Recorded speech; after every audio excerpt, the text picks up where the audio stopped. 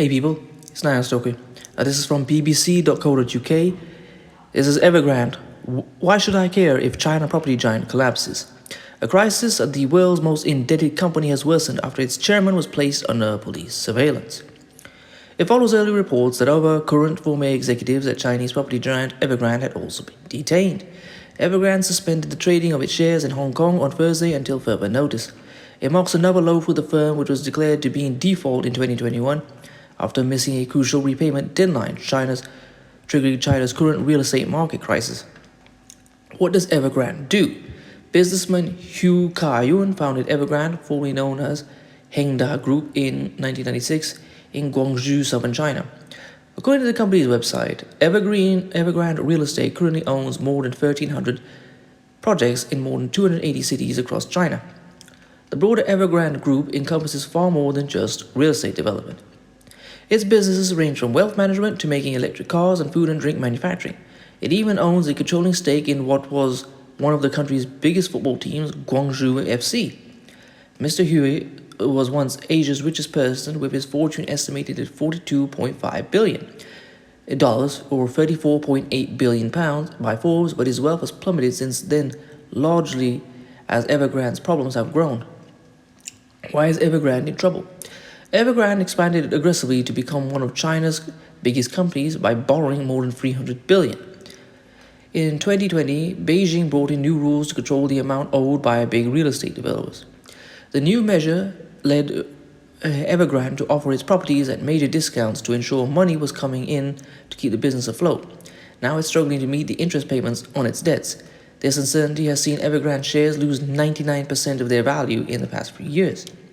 In August, the firm filed for bankruptcy in New York in a bid to protect its U.S. assets as it worked on a multi-billion-dollar deal with creditors. Why would it matter if Evergrande collapses?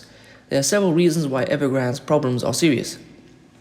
Firstly, many people bought property from Evergrande even before building work began. They have paid deposits and could potentially lose that money if it goes bust. There are also companies that do business with Evergrande.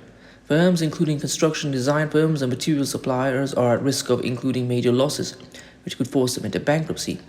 The third is the potential impact on China's financial system. If Evergrande collapses, banks and other lenders may be forced to lend less. This could lead to what is known as credit crunch, when companies struggle to borrow money at affordable rates. A credit crunch would be very bad news for the world's second largest economy because companies that can't borrow find it difficult to grow and in some cases are unable to continue operating. This may also unnerve foreign investors who could see China as a less attractive place to put their money. Is Evergrande too big to fail? The very serious potential fallout of such a heavily indebted company collapsing has led some analysts to suggest that Beijing may step in to rescue the company. However, Jackson Chan from financial markets research platform Bond Supermart does not think that will now happen. To be honest, Evergrande has already collapsed, says Mr. Chan, adding that he believes it is on the brink of forced liquidation. This can have a major effect on China's economy, as the property sector contributes roughly a quarter of its growth. Mr. Chan also suggests that the country would be following a similar path to Japan in the 1980s, where it slipped through decades of economic stagnation. However, others think that it is unlikely that Evergrande will be allowed to completely collapse. That could spiral, affecting other indebted companies and further hurt the overall property sector, which is very important to the growth of the economy. Dexter Roberts, Director of China Affairs at the Mansfield Center at the University of Montana, told the BBC. At the same time, many people whose household wealth is mainly in their apartments will also be badly hurt, he added. Mr. Robert, who spent more than 2 decades in China as a journalist, said the old Evergrande no longer exists, and while the authorities may keep it afloat, it will be as a radically diminished company. Well, for most of my Diwani on Black American listeners, this will have effects because China is a huge economy. China is a producer of goods shipped to all over the world. And we saw that just because during the shutdown, so many things that we needed were cut off because of all the shutdowns in China. And all the economy globally is interlinked.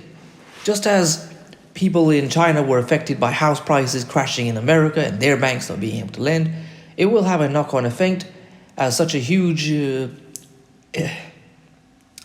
knockdown collapse in the Chinese economy, which is, as I said, bigger as a proportion than the US economy, 25%, but some people say it's 30%. So if that crashes, that will have a knock-on effect globally. It just can't be avoided because it's just such a huge part of such a huge economy.